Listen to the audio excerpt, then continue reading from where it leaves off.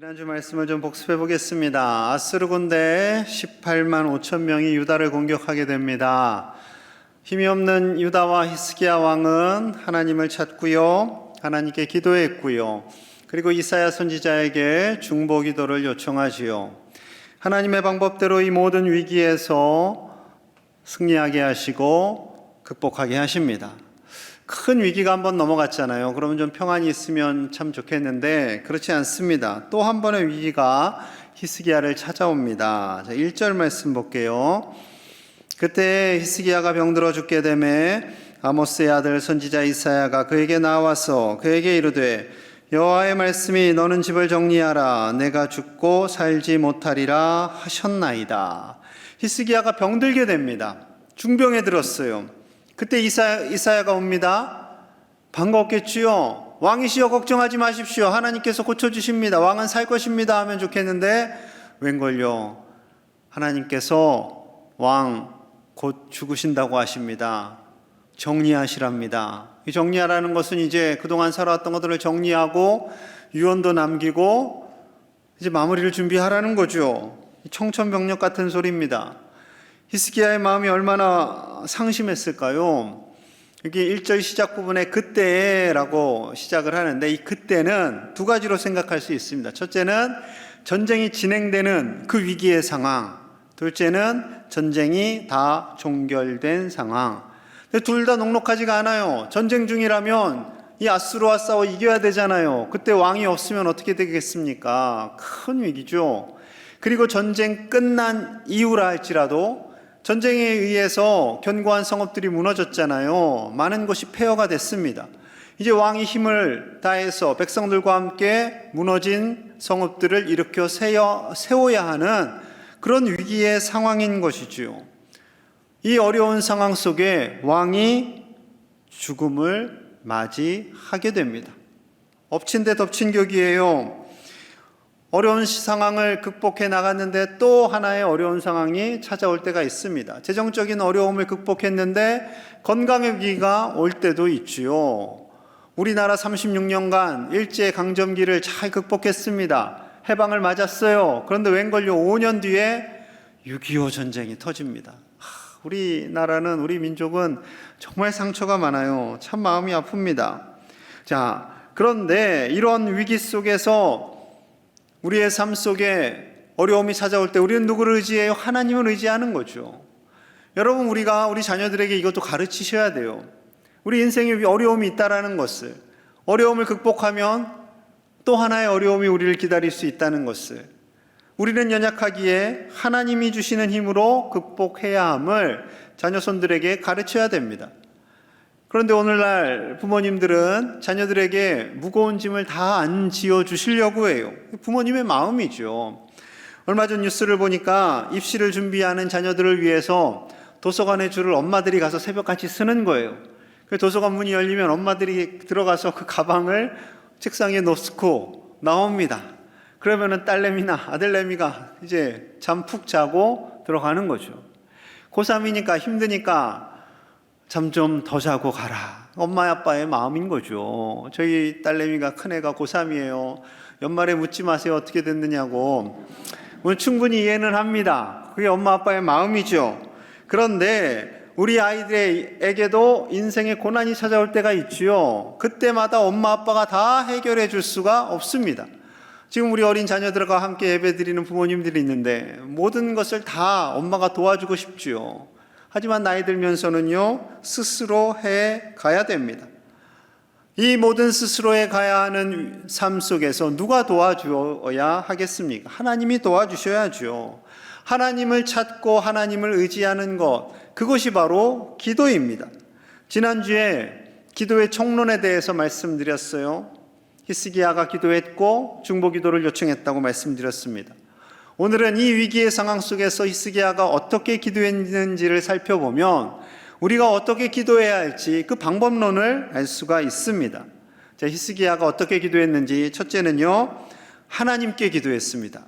이거 당연한 거 아닙니까? 당연히 하나님께 기도해야죠 생각하시겠지만 그의 기도 모습을 좀 볼게요. 2절 같이 봅니다. 시작.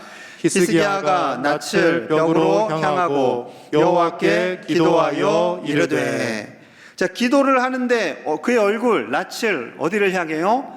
벽을 향해, 벽을. 벽 보고 기도하고 있는 거예요. 왜 벽을 보고 기도할까요? 아무 의미 없는 벽을. 그것은 하나님만 바라보겠다는 결단입니다. 다른 것 의지하지 않겠습니다. 나는 하나님만 바라보고 기도하겠습니다. 이 위기의 순간 속에서 다른 데 도움을 구하지 않겠습니다. 라는 결단인 거죠. 우리 지난주에 말씀드렸어요. 하나님은 천지 만물을 지으신 하나님, 그리고 그것을 운행하시는 하나님이라고 했습니다. 여러분, 더 놀라운 것은요, 그 하나님이 우리의 아빠가 되세요. 아버지가 되세요. 우리가 그냥 예의상 하나님께서 나를 아버지로 불러라 해서 부르는 게 아닙니다. 예수님의 기도를 좀 볼게요. 마가복음 14장 36절입니다. 이르시되 아빠 아버지여, 아버지께는 모든 것이 가능하오니 이 잔을 내게서 옮기시옵소서. 그러나 나의 원대로 마시옵고 아버지의 원대로 하옵소서 하시고. 예수님께서 하나님을 향해 아빠 아버지여 라고 부르십니다. 아빠는 우리가 아이들이 아빠라고 부르는 그 아빠예요. 예수님께서 힘을 다해 아빠 아버지여, 아버지는 모든 것이 가능하오니 하실 수만 있다면 이 십자가의 잔을 저에게서 옮겨주십시오. 하지만 제 뜻대로 마시고 아버지 뜻대로 하여 주십시오 라고 기도합니다. 이렇게 아빠 아버지라고 기도를 하셨는데 갈라디아서 4장 6절 말씀에요, 이런 말씀을 우리에게 주셨어요. 너희가 아들임으로, 우리가 아들임으로 하나님이 그의 아들의 영을 우리 마음 가운데 보내사 아빠 아버지라 부르게 하셨느니라. 그의 아들의 영, 예수님의 영을 우리에게 부어주셔서 우리가 하나님을 향해서 우리도 동일하게 아빠 아버지라고 부르게 된 거지요. 여러분, 그래서 우리가 하나님을 아버지라 인정하고 부르게 된 겁니다. 그냥 하나님께서 시켜서 나를 아버지라고 불러라, 그게 아닙니다. 우리가 예수님의 영을 받았기 때문에, 우리도 아들, 딸이 되었기 때문에 하나님을 향해서 아빠, 아버지라 기도하는 거죠. 그러니 우리의 기도의 대상을 정확하게 하셔야 돼요. 우리 하나님 아버지는 천지 만물을 지으시고 운행하시는 능력자이시며 그분이 나의 아빠라니까요, 아버지라니까요. 광양읍에 제일 큰 트라이얼 마트가 있습니다. 트라이얼 마트 사장님이 나의 아버지라면, 제가 종종 쇼핑 갈 때 그런 생각을 해요. 이 마트 주인이 우리 아버지라면 내가 이거 다 집어가지고 나올 때 그냥 계산 안 하고 착 나와도 아무도 뭐라고 안 하겠죠. 여러분, 마트 사장님만 나의 아버지여도 어깨에 힘이 빡 들어갈 텐데 천지 만물을 지으신 하나님이 우리 아버지시라니까요, 아빠라니까요. 그러니 어깨 좀 피고 사세요. 웅크리지 마시고 당당하게 그 아버지께 우리는 힘을 다해 기도하는 하나님의 자녀가 됨을 믿으시기를 축복합니다.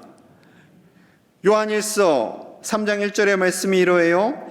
보라, 아버지께서 어떠한 사랑을 우리에게 베푸사 하나님의 자녀라 일컬음을 받게 하셨는가. 우리가 그러하도다. 그러므로 세상이 우리를 알지 못함은 그를 알지 못함이라. 하나님께서 우리를 자녀라고, 우리가 아버지라고 부를 수 있는 이유는 예수님을 십자가에 내어 주셨기 때문에, 다 주신 거죠. 전부를 주신 거예요. 그러하기 때문에 우리가 하나님을 아버지라 부르고 그 아버지께 기도하는 거지요. 그러니 세상이 우리가 하나님의 자녀임을요 당당하게 알도록 드러내며 사셔야 돼요. 하나님의 백성인 우리는요 당당하게 사는 겁니다. 여러분, 돈이 좀 없다고, 건강이 좀 약하다고 어깨 움츠리지 마시고요, 당당하게 사셔야 돼요. 당당하게. 하나님이 우리의 아버지시니까 우리는 그분께 기도합니다. 하나님은 바리새인처럼 우리가 뭘 잘못했나 하고 늘 그것만 주시하시는 하나님이 아니세요. 아들을 내어주시는 사랑의 하나님 아버지, 그분께 우리는 기도하는 겁니다. 예전에 여수 향일암에 간 적이 있습니다. 여러분, 향일암 가보셨죠? 가면 정말 처음 갔을 때는 정말 입이 떡 벌어졌습니다. 세상에 이런 곳이 다 있다니. 사진 보여주시면, 여러분, 저 돌들 사이에 굴처럼 통로가 생기잖아요. 저 큰 돌이 어떻게 저기에 있고 저 사이에 어떻게 길이 있을까? 깎았을까? 안 깎았을 것 같아요. 돌이 하나님이 그렇게 만드신 거죠. 참 대한민국 절경 속에는 꼭 절이 있어요. 아무튼 올라가 보면 저렇게 남해가 쫙 하고 펼쳐져 있습니다. 그리고 그 다음에 이제 놀라운 사건은 제가 기도처가 있더라고요. 거기에 갔더니 짜잔 하고 저런 간판이 붙어 있습니다. 맨 밑에 보시면 대입 특별 기도 맞나요? 10만 원. 100일 동안 기도하는데 10만 원. 다음 사진. 하루 축원 기도 만 원. 3일 2만 원. 1년 하면 30만 원. 대입 1년 축원 기도 20만 원. 그러니까 우리 아이 위해서 기도해 주세요 하고 100일짜리 딱 하면 10만 원을 내야 돼. 1년은요 20만 원을 내야 되는 거예요. 여러분 이렇게 혹시 이렇게 내고 기도하신 분 혹시 계세요? 저는 기도해 드릴게요, 기도 카드 내세요 해도 다 안 내시는데 10만 원 20만 원 받아야 내실까요? 저는 안 받아요, 여러분. 안 받습니다. 여러분 기도의 대상을 모르니까 스님께 부탁을 하고 기도를 부탁하는 거죠. 그런데 그럴 필요가 전혀 없습니다. 우리는 천지 만물을 지으신 하나님, 우리 아빠 아버지 되신 하나님께 직접 기도하는 거죠. 기도의 대상이 모르니까, 기도의 대상을 어디로 해야 할지 모르니까 저렇게 10만 원 20만 원을 내고 대신 기도해 주세요 라고 부탁을 하는 거죠. 하나님은 우리의 기도를 직접 듣기를 원하십니다. 그 하나님 아버지께 담대하게 믿음으로 나아가시는 저와 여러분들 되시기를 간절히 축복합니다. 둘째, 히스기야는요 삶으로 기도하는 사람이었습니다. 자, 3절 말씀 같이 볼게요. 시작. 여호와여 구하오니 내가 진실로 전심으로 주 앞에 행하며 주께서 보시기에 선하게 행한 것을 기억하옵소서 하고 히스기야가 심히 통곡하더라. 아멘. 그의 기도 내용입니다. 하나님, 내가 진실과 전심으로 하나님 앞에서 행한 것 하나님 다 보셨습니다. 그것을 선하게 여기셨습니다. 그것을 기억해 주십시오 라고 하면서 기도하는 거예요. 그 히스기야가 생색내는 거 아닙니까? 하나님께 충성했고 우상도 파괴했고 산당도 제거했고 성전도 정리했고 유월절을 회복했어요. 그리고 하나님께 몸부림치면서 예배했어요. 그것을 기억해 달라는 거예요. 우리가 잘한 일, 만약에 그것을 사람에게 얘기하면 집사님 저거 내가 했잖아요. 그럼 이거 생색내는 거예요. 그런데 하나님께는 생색내셔도 됩니다. 하나님께는 그렇게 심지어 하나님께서 기도하라 라고 말씀하세요. 자, 신명기 26장 14절 하반절과 15절 봅니다. 내 하나님 여호와의 말씀을 청종하여 주께서 내게 명령하신 대로 다 행하였사오니, 다 순종했사오니 원하건대 주의 거룩한 처소 하늘에서 보시고 주의 백성 이스라엘에게 복을 주시며 우리 조상들에게 맹세하여 우리에게 주신 젖과 꿀이 흐르는 땅에서 복을 내리소서 할지니라. 할지니라. 이게 중요해요. 할지니라는 누군가 시킨 거죠. 누가 시켰어요? 하나님이 시키신 거죠. 하나님께서 이렇게 기도하라 라고 시키신 겁니다. 하나님의 말씀에 순종했고요. 하나님 다 보셨잖아요. 제가 열심히 하나님 섬겼어요. 그거로 하기 때문에 하나님 젖과 꿀이 흐르는 이 땅에서 복을 주십시오 라고 당당하게 기도하라는 겁니다. 우리가 하나님의 말씀에 순종하고 믿음대로 살았다면 그거 사람한테 얘기하지 마시고 하나님께는 마음껏 이야기하라는 거예요. 하나님 저 열심히 하나님 의지했잖아요. 어려서부터 열심히 신앙생활했잖아요. 봉사도 충성되이 했잖아요. 하나님 이제 기도 들어주세요 라고 하셔도 전혀 문제가 없는 겁니다. 그렇게 하시라는 거예요. 하나님께 어떻게 죄송스럽게 하시라니까요. 하시라고 합니다. 여러분 이렇게 당당하게 기도할 수 있는 사람이 있었어요. 정말 기도의 능력자가 있었습니다. 모세입니다. 출애굽하는 이스라엘 백성들 얼마나 많은 원망을 했어요. 원망이라는 단어가 가장 많이 집중된 곳이 출애굽기입니다. 왜 애굽에서 나와서 우리를 고생시키냐? 왜 광야에서 우리를 죽게 하냐? 맛있는 음식도 없다. 이제 만나도 지겹다. 그렇게 원망하는 이스라엘 백성들을 향해서 하나님이 불뱀을 보내시기도 하고요. 불을 그냥 확 내리시기도 합니다. 자, 민수기 11장 1절과 2절입니다. 여호와께서 들으시기에 백성이 악한 말로 원망하매 여호와께서 들으시고 진노하사 여호와의 불을 그들 중에 붙여서 진영 끝을 사르게 하시매. 하나님께서 불을 내리셨어요. 원망하는 그들 때문에. 자, 2절 함께 봅니다. 시작. 백성이 모세에게 불을 지즘으로 모세가 여호와께 기도하니 불이 꺼졌더라. 하나님의 불이 임했습니다. 진영 끝을 사르게 되었어요. 백성들이 불에 탑니다. 큰일 났죠. 그러자 모세에게 기도해 주십시오. 우리를 위해서 기도해 주십시오. 그러자 모세가 기도하니 불이 꺼졌더라. 너무 좀 싱겁죠. 모세가 기도하니 불이 꺼졌더라. 그만큼 모세가 기도하니 하나님께서 응답을 해 주시는 거예요. 대단한 기도지요. 하나님이 자존심이 있지요. 하나님께서 불을 주셨는데 모세가 기도하니까 바로 응답해 주세요. 모세의 기도를 왜 이렇게 잘 들어주세요? 왜 모세만 하나님이 이뻐하시는 건가요? 여러분, 그렇지 않습니다. 하나님께서 모세에게 마음이 약한 것을 이렇게 표현하세요. 자, 이유가 있습니다. 민수기 12장 3절. 이 사람 모세는 온유함이 지면의 모든 사람보다 더하더라. 모세의 온유함이 이 지면에 있는 모든 사람보다 더하더라. 모세가 착하더라. 모세가 순하더라. 그거 아니에요.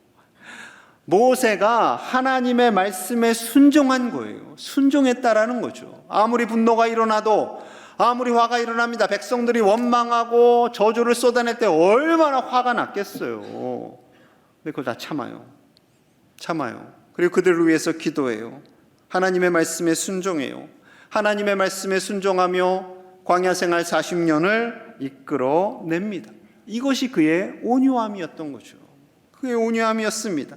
그 온유한 모세의 기도, 능력 있는 기도가 되어서요, 하나님께서 불도 내렸다가 꺼트리시고요, 불뱀을 내렸다가 걔네들도 다 제거해 주시고요.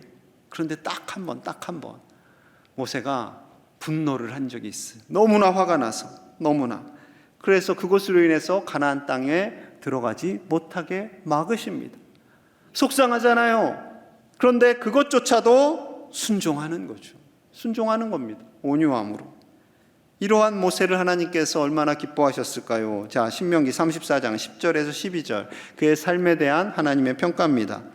그 후에는 이스라엘에 모세와 같은 선지자가 일어나지 못하였나니 모세는 여호와께서 대면하여 하시던 자요, 여호와께서 그를 애굽 땅에 보내사 바로와 그의 모든 신하와 그의 온 땅의 모든 이적과 기사와 모든 큰 권능과 위엄을 행하게 하심에 온 이스라엘의 목전에서 그것을 행한 자이더라. 이스라엘 땅에 그 이후에 모세와 같은 선지자가 없었다라는 거예요. 하나님과 친히 대면하고 하나님과 교제하고 이적과 기사와 큰 권능과 위엄을 행하게 한 사람이 없어요. 모세, 그가 하나님 보시기에는 최고의 선지자고요, 최고의 중보자고요, 하나님의 말씀에 가장 순종함으로 온유함을 드러낸 사람이었던 거죠. 그래서 하나님께서 그의 중보기도는 들어주시는 거예요. 여러분, 하나님의 말씀 앞에 온전한 순종으로 나아가시는 믿음의 사람들 되시기를 간절히 축복합니다.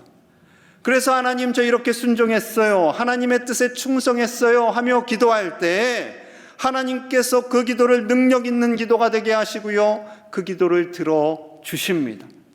하나님의 보좌를 움직이는 기도의 능력자들이 되시기를, 순종의 능력자들이 되시기를 간절히 축복합니다. 세 번째는요, 히스기야는 눈물로 기도하는 사람이었습니다. 자, 4절과 5절 상반절 같이 봅니다. 시작.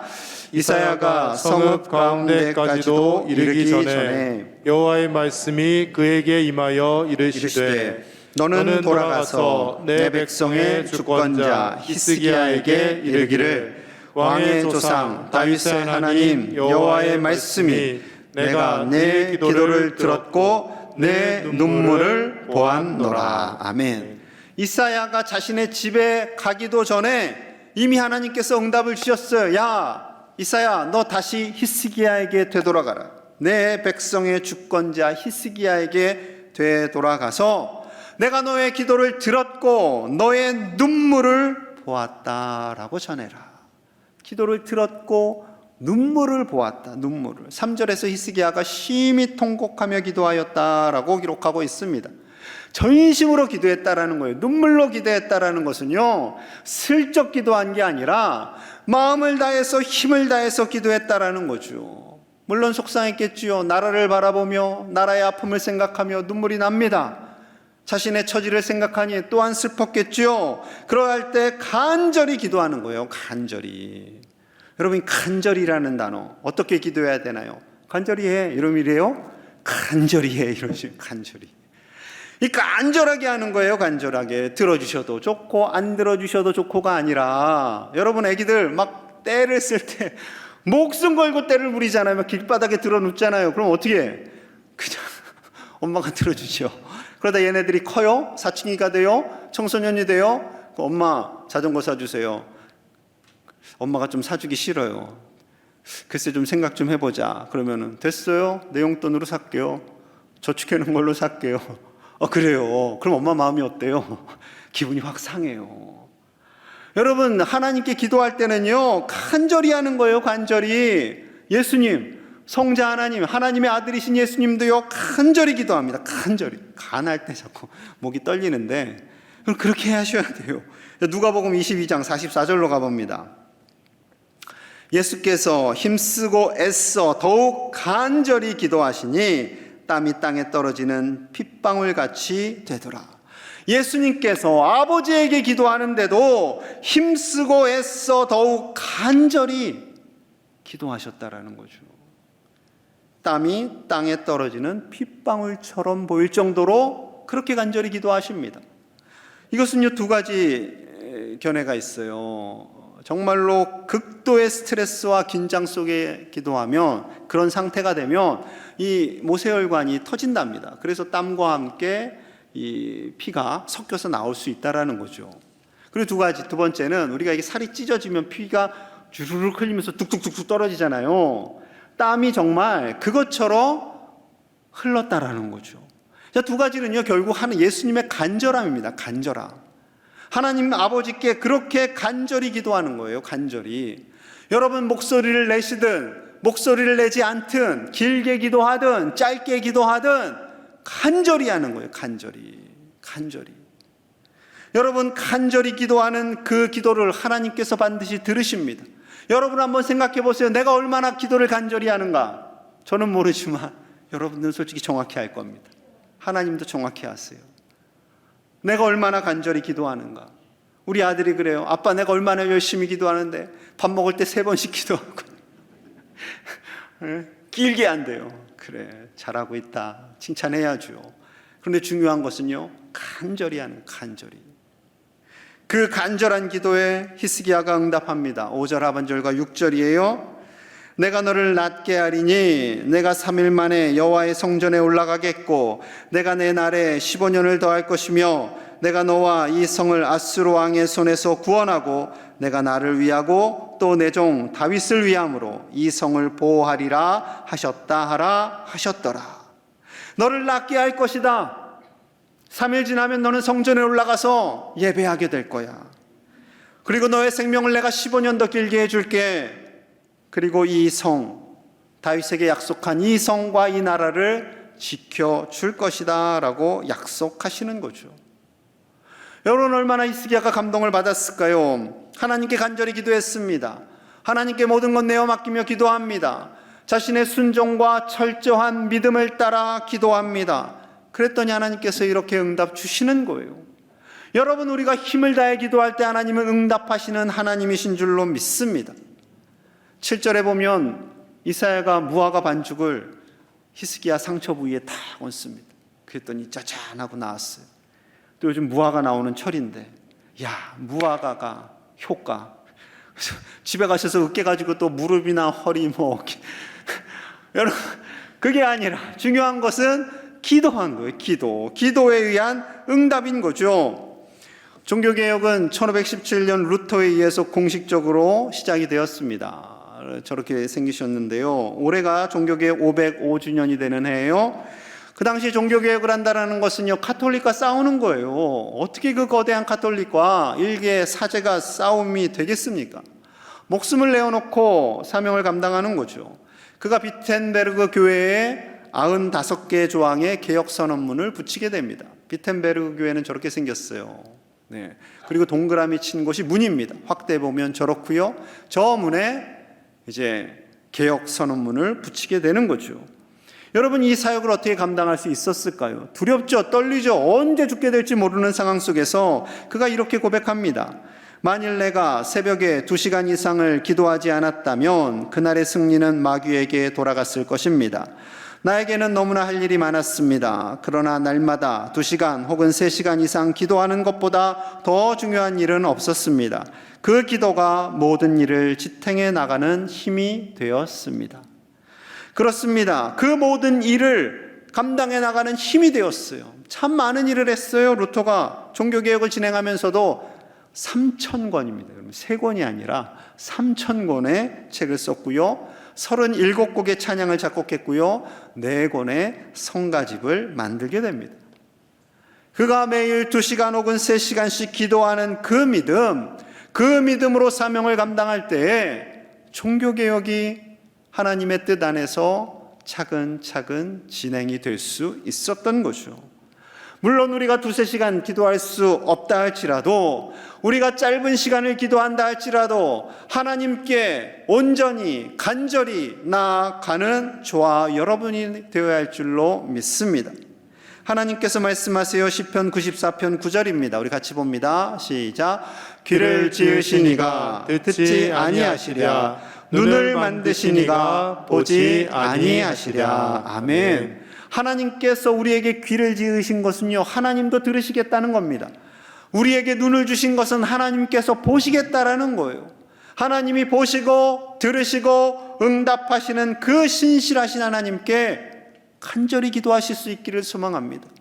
간절히 하나님께 우리의 마음을 다하고 믿음의 순종을 행한 것을 알려드리며 확고한 믿음으로 주님을 바라보며 나아갈 때 하나님께서는 반드시 응답하십니다. 나는 너무 평안해서 기도할 게 없어요. 왜 기도할 게 없어요? 나라와 민족을 위해서, 세계를 위해서 기도할 게 너무나 많습니다. 그 간절한 기도 하나님께서 들으실 것을 믿고 기도하시는 저와 여러분들 되시기를 간절히 축복합니다. 우리 함께 마음을 모아서 기도하겠습니다. 하나님께서는 위기의 순간이든 평안한 순간이든 우리의 기도를 듣기 원하십니다. 하나님만을 바라보며 간절히 기도할 때, 순종하며 나아갈 때 하나님께서는 우리의 기도를 들으십니다. 그것이 능력 있는 기도가 됩니다. 우리 자신과 가정, 교회, 나라와 세계를 위해 기도하는 하나님의 자녀로 살게 하여 주시옵소서. 코로나와 폭우, 전쟁으로 인해 고통받는 이 세상을 불쌍히 여겨주시기를 우리 함께 마음 모아 기도하겠습니다.